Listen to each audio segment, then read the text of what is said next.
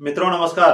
मैं आनंद राज आप सबके सामने एक बड़ी खुशखबरी के साथ फिर से उपस्थित हूं। ट्रैक मेंटेनर हैं उनके लिए खुशखबरी के साथ उपस्थित हूं। मित्रों, रेलवे बोर्ड ने RB 137 बाय 2023 जो दिनांक 14/12/23 को इशू किया, साथ में RB 138 बाय 2023 जो दिनांक 13/12/2023 को इशू किया गया है, उसके बारे में बात करने वाले हैं।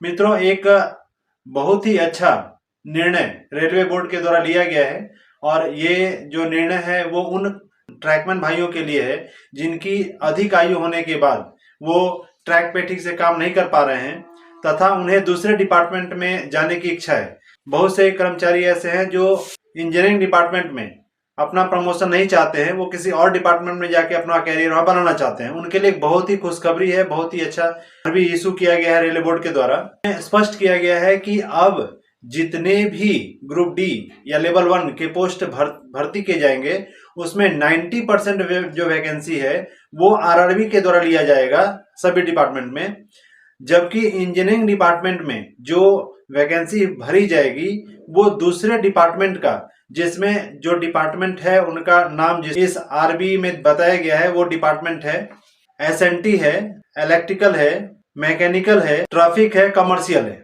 तो इस डिपार्टमेंट में जितने भी वैकेंसी हैं, टोटल वैकेंसी अगर ग्रुप डी में 100 है तो 90 वैकेंसी जो है वो RRB के द्वारा भरा जाएगा और बाकी जो 10% वैकेंसी है वो इंजीनियरिंग डिपार्टमेंट को ट्रैक मेंटेनर में भरा जाएगा।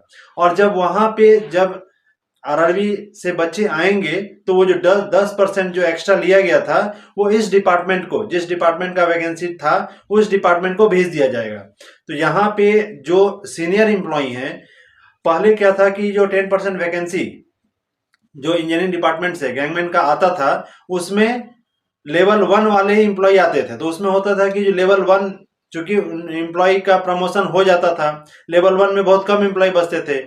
कोई भी कर्मचारी जो लेवल 2 में काम कर रहा है एज ए ट्रैकमैन, वो भी अगर चाहे तो अपना डिपार्टमेंट चेंज करके दूसरे डिपार्टमेंट में जा सकता है, चाहे वो SNT हो, इलेक्ट्रिकल इंजीनियरिंग हो, कमर्शियल हो, मैकेनिकल हो, इस डिपार्टमेंट में जा सकता है।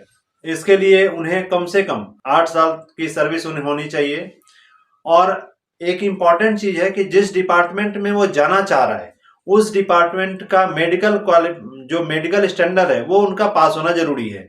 अगर कोई ट्रैक मेंटेनर वो ऑपरेटिंग में आना चाह रहा है, पॉइंट 1 के पोस्ट पे आना चाह रहा है, तो उन्हें, और पॉइंट 1 के लिए जो मेडिकल क्लासिफिकेशन है वो है A2, वो A2 में पास हैं तब तो उनका कोई प्रॉब्लम नहीं है। लेकिन अगर वो मेडिकल उनका कम है तो उन्हें फिर से मेडिकल के लिए भेजा जाएगा और मेडिकल में अगर वो A2 में पास हो जाते हैं तो उनका जो उनका डिपार्टमेंट है वो चेंज करके उन्हें ऑपरेटिंग डिपार्टमेंट में भेज दिया जाएगा।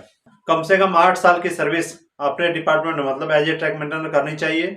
साथ में उनका जो मिनिमम एज है वो 35 और 38 है, तो वो भी होना चाहिए। अगर उनका एज 35 या 38 से ज्यादा है, मेडिकल स्टैंडर्ड उस डिपार्टमेंट के हिसाब से वो कंप्लीट कर लेते हैं, वो पढ़े लिखे हैं और साथ में अपना विलिंग देते हैं, तो उनका जो डिपार्टमेंट है वो चेंज हो सकता है। तो एक बहुत ही अच्छी खुशखबरी है। मित्रों, आप अगर इसी तरह के महत्वपूर्ण जानकारी के लिए इस चैनल को सब्सक्राइब करें, वीडियो लाइक और शेयर जरूर करें। मित्रों, बहुत बहुत धन्यवाद।